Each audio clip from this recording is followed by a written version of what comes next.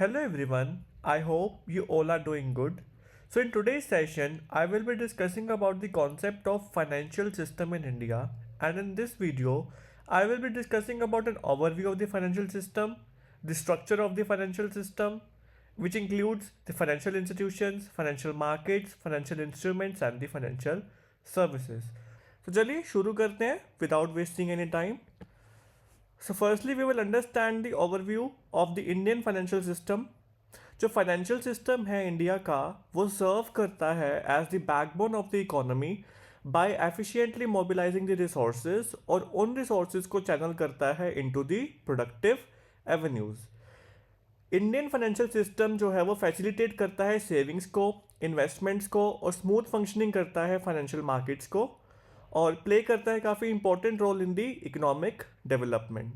जो Indian financial system है वो इनकम पास करता है इंस्टीट्यूशंस को, इंस्ट्रूमेंट्स को, मार्केट्स को और सर्विसेज को जो फैसिलिटेट करते हैं फाइनेंशियल ट्रांजैक्शंस को. और इंडियन फाइनेंशियल सिस्टम जो है वो ऑपरेट करता है under the supervision of regulatory authorities जैसे कि reserve Bank of India, securities and the exchange board of India, insurance regulatory and development authority of India and the pension fund regulatory and development authority. So the structure of Indian financial system is broadly categorized into the following components जैसे कि financial institutions, financial markets, financial instrument and the financial services. And I will discuss each of the component of Indian financial system in detail one by one. So the very first is the financial institutions. Financial institutions वो entities होती हैं जो mobilise करती हैं savings को और allocate करती हैं रिसोर्सेज को एफिशिएंटली और इनको ब्रॉडली क्लासिफाइड किया गया है into the banking institutions and the non banking financial institutions. Banking institutions वो इंस्टीट्यूशंस होते हैं जो एक्सेप्ट करते हैं डिपॉजिट्स को फ्रॉम द पब्लिक और लोन प्रोवाइड करते हैं और ये बैकबोन होती है फाइनेंशियल सिस्टम की. जैसे कि कमर्शियल बैंक्स हो गए, कमर्शियल बैंक्स में जैसे कि पब्लिक सेक्टर बैंक्स हो गए, प्राइवेट सेक्टर बैंक्स हो गए, फॉरेन बैंक्स हो गए और रीजनल रूरल बैंक्स हो गए. तो पब्लिक सेक्टर बैंक जो होते हैं वो ऑन और कंट्रोल किए जाते हैं बाय द गवर्नमेंट जैसे कि SBI, बैंक ऑफ बड़ौदा, और ये डोमिनेट करते हैं इंडियन बैंकिंग सेक्टर को और फोकस करते हैं फाइनेंशियल इंक्लूजन के ऊपर. Second one is the private sector banks. जो प्राइवेट सेक्टर बैंक्स होते हैं वो प्राइवेटली ओन किए जाते हैं बाय द प्राइवेट इंस्टीट्यूशंस जैसे कि HDFC, ICICI बैंक और ये जाने जाते हैं for the modern banking services and their efficiency. Third one is the foreign banks. Foreign banks जो होते हैं वो ऑपरेट करते हैं under the Reserve Bank of India regulation but जो इनके हेडक्वार्टर होते हैं ना वो अब्रॉड में होते हैं. तो बैंक्स जैसे कि HSBC, city bank etcetera. Fourth one is regional rural banks. जो रीजनल रूरल बैंक्स होते हैं वो फोकस करते हैं रूरल डेवलपमेंट के ऊपर by providing the credit for the agriculture and the small businesses. So second one under the banking institution is the cooperative banks. Cooperative banks जो होते हैं वो ऑपरेट करते हैं स्टेट, डिस्ट्रिक्ट और विलेजेस लेवल के ऊपर और ये ऑफर करते हैं credit to the farmers, small scale industries and the self help groups. Third one is the small finance banks.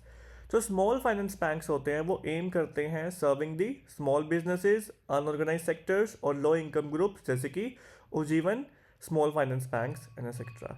Fourth one is the payment banks. जो पेमेंट बैंक्स होते हैं वो फैसिलिटेट करते हैं स्मॉल डिपॉजिट्स को, saving accounts को और digital transactions को without offering the traditional loans जैसे कि Paytm, payment banks and many more. तो the second one is the non banking financial institutions. तो नॉन बैंकिंग फाइनेंशियल इंस्टीट्यूशन जो है वो ऐसे इंस्टीट्यूशन होते हैं जो बैंकिंग लाइसेंस को होल्ड नहीं करते बट ये फाइनेंशियल सर्विसेज को प्रोवाइड करते हैं और कैटर करते हैं टू दी डाइवर्स नीड्स जैसे कि नॉन बैंकिंग फाइनेंशियल कंपनीज. तो नॉन बैंकिंग फाइनेंशियल कंपनीज होती हैं वो स्पेशलाइज करती हैं इन लोन्स, एसेट फाइनेंसिंग, लीजिंग जैसे कि बजाज फाइनेंस हो गया, मुथूट फाइनेंस हो गया. Second one is development financial institutions. जो डेवलपमेंट फाइनेंशियल इंस्टीट्यूशंस होते हैं वो प्रोवाइड करते हैं लॉन्ग टर्म फाइनेंस को for the industries and the infrastructure जैसे कि SIDBI, NABARD etcetera. Third one is insurance companies. जो इंश्योरेंस कंपनीज होती हैं वो ऑफर करती हैं risk management by selling the life as well as non life insurance policies जैसे कि LIC हो गया, ICICI लॉम्बार्ड हो गया, ICICI प्रूडेंशियल लाइफ इंश्योरेंस हो गया and many more. Fourth one is the mutual funds. जो म्यूचुअल फंड्स होते हैं वो पूल करते हैं इन्वेस्टमेंट्स को from the individuals and institutions to invest in the securities और ये ऑफर करता है डाइवर्सिफिकेशन को और the professional management. Fifth one is the micro finance institutions. So micro finance institution होते हैं वो प्रोवाइड करते हैं credit to the low income groups specially in the rural areas, और ये इनकरेज करते हैं फाइनेंशियल इंक्लूजन को। सो second one is the financial market. Financial markets वो प्लेटफॉर्म्स होते हैं जहाँ पे ट्रेडिंग की जाती है फाइनेंशियल इंस्ट्रूमेंट्स की, और ये इंश्योर करते हैं एफिशिएंट एलोकेशन ऑफ रिसोर्सेज को, और कैटेगराइज किया गया है इनको मनी मार्केट में, कैपिटल मार्केट में, फॉरेन एक्सचेंज मार्केट में और डेरिवेटिव्स मार्केट में।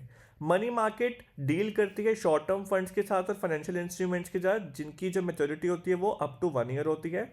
इसके इंस्ट्रूमेंट्स जैसे कि ट्रेजरी बिल्स हो गए, कमर्शियल पेपर्स हो गए, सर्टिफिकेट ऑफ डिपॉजिट हो गए और कॉल मनी हो गए।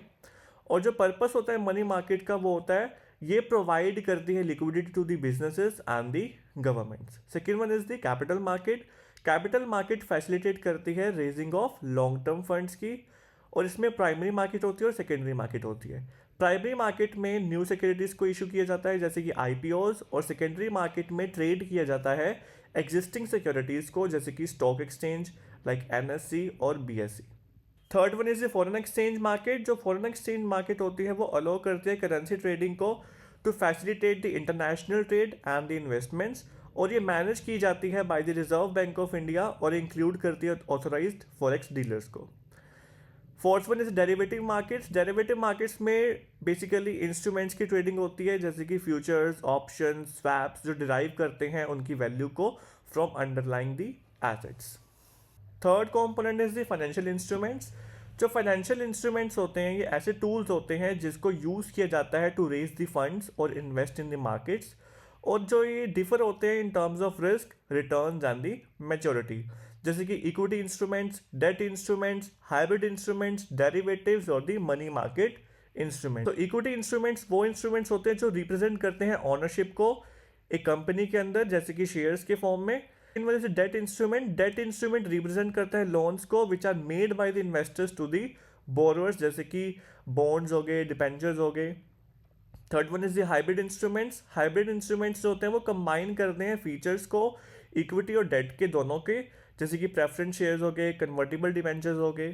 Fourth one is derivatives. Derivatives में क्या होता है कि जो इसमें बेसिकली कॉन्ट्रैक्ट होते हैं which are based on the underlying assets, और इसको यूज़ किया जाता है फॉर द स्पेकुलेशन और हेजिंग जैसे कि फ्यूचर्स हो गए, ऑप्शंस हो गए। And fifth one is the money market instruments. Money market instruments में बेसिकली शॉर्ट टर्म टूल्स को लिया जाता है जैसे कि treasury bills, commercial paper, certificate of deposit जिनकी जो मेच्योरिटी होती है वो अप टू दी 1 ईयर होती है। The fourth component is the financial services. जो फाइनेंशियल सर्विसेज होती है कॉम्प्लीमेंट करती हैं फाइनेंशियल इंस्टीट्यूशंस को और मार्केट्स को, और ये इंश्योर करते हैं एफिशिएंट ऑपरेशंस जैसे कि बैंकिंग सर्विसेज जैसे कि डिपॉजिट्स, लोन्स, क्रेडिट इशुएंस और payment processing. Second one is investment services जैसे कि म्यूचुअल फंड्स हो गए, वेल्थ मैनेजमेंट हो गए और स्टॉक ब्रोकिंग हो गया। Third one is the insurance services जो कि रिस्क कवरेजेस को प्रोवाइड करते हैं जैसे कि लाइफ इंश्योरेंस हो गया, हेल्थ इंश्योरेंस हो गया, प्रॉपर्टी इंश्योरेंस हो गया। And fourth one is the advisory services जैसे कि फाइनेंशियल प्लानिंग, टैक्स कंसल्टेंसी और the portfolio management. I hope you all cleared with the concept of financial system in India and the components of the financial system. And if you like the content, don't forget to like my video and subscribe to my channel. We'll meet you in the next lecture. Thank you.